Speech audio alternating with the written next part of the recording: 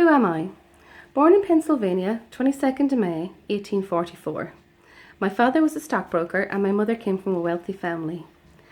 We had to move to Europe for my sick brother, and when he died we returned to Pennsylvania. I then went on to the Pennsylvania Academy of Fine Arts for 4 years.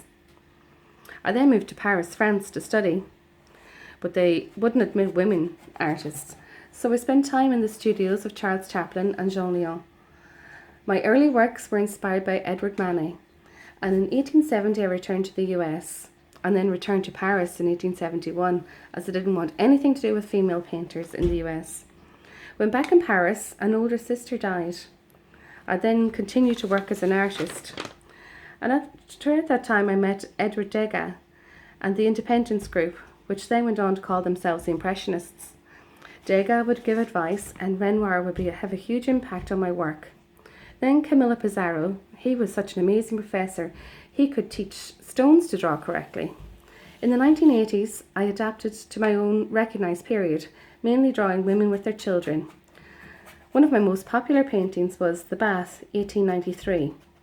On my last trips to the States in 1898 and 1908, I would visit collectors and art dealers and persuade them to buy Impressionist paintings, and encourage wealthy wives to invest their money in these artworks as investments. This is why the best important Impressionist artworks are found in American museums today. I never married or had children, but I had many friends and wonderful inspirations.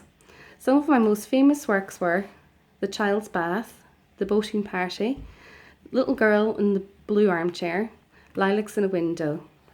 I died June 14th, 1926, at the age of 82.